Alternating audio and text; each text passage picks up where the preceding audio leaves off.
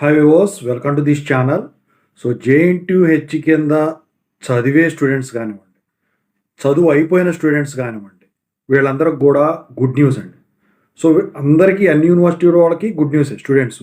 కాకపోతే ఇప్పుడు మనం జేఎన్టీయూహెచ్ గురించి మాట్లాడుకుంటున్నాం కాబట్టి వాళ్ళ వరకు చెప్తాను.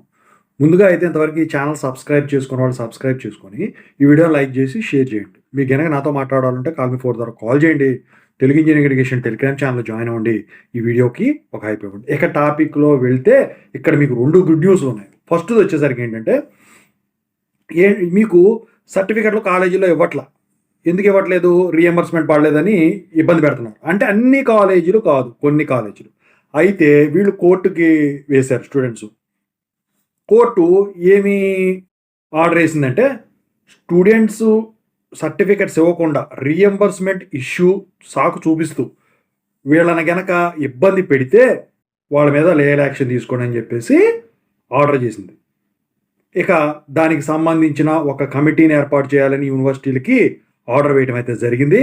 అసలు వీళ్ళ దగ్గర కంప్లైంట్ ఎలా తీసుకోవాలి ఏంటి అని చెప్పేసి ఒకటి ప్రాసెస్ అనేది కనిపెట్టమని చెప్పేసి వాళ్ళు చెప్పడం అయితే జరిగిందనమాట. అంటే ఇక మీకు సర్టిఫికెట్లు ఎవరో ఆపరు ఎట్టి పరిస్థితుల్లో కూడా. ఓకేనా?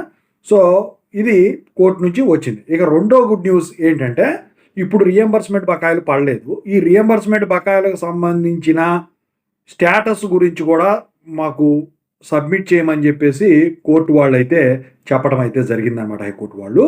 సో మొత్తానికి మీ ప్రాబ్లమ్స్ అనేవి ఇక సాల్వ్ అవుతాయని చెప్పేసి నేనైతే భావిస్తూ ఉన్నాను. సో దీనికి సంబంధించిన విధి విధానాలు త్వరలో మీకు వాళ్ళు చెప్తారనమాట.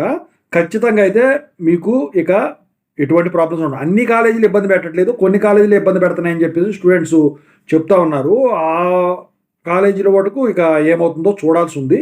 మొత్తానికైతే కోర్టు నుంచి వచ్చిన ఆర్డర్ని ధిక్కరించడానికైతే వీల్లేదు. ఈ 2 గుడ్ న్యూస్ మీకు హ్యాపీ అని చెప్పేసి నేనైతే భావిస్తా ఉన్నాను.